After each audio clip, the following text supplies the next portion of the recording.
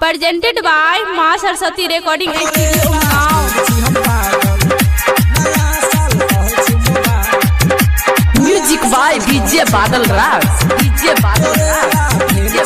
Music by Rajesh Kedarji. नया साल कहै छु मुबारक, तोरेला भेल छी हम पागल। बीतलै दिसंबर कहले तू 30 गे, जातरा बना दे 2021 का।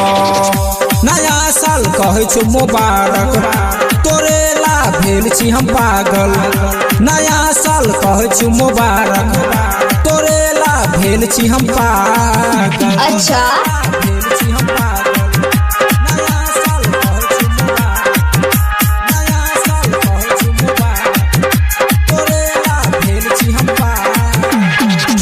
छलियो छौरी तोरे से प्यार गे, तोरी के दिल हमर पहले बेकार गे।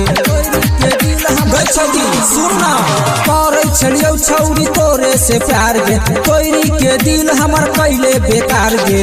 मारै छले मूसा की तू खीस गे, जातरा बना दे 2021 का।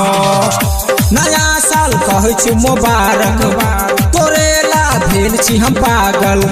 नया साल कहै छु मुबारक, तोरेला भेल छी हम पागल।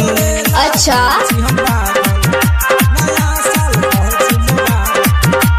Music by DJ Badal Raj. DJ Badal Raj. DJ Badal Raj. DJ Badal राज।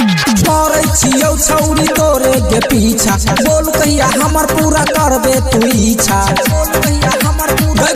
सुनना करे छियौ छौरी तोरे के पीछा, बोल कहिया हमर पूरा करबे तू इच्छा।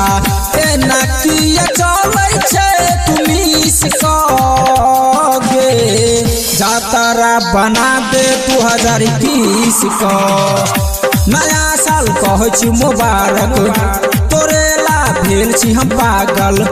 नया साल कहै छु मुबारक, तोरेला भेल छी हम पागल।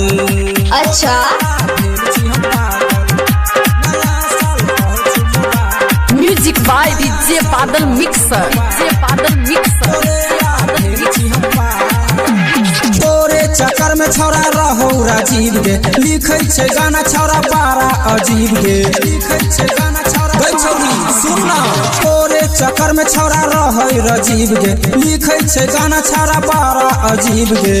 राजेश बेदर्दी विनय के गे, जातरा बना दे 2021 से।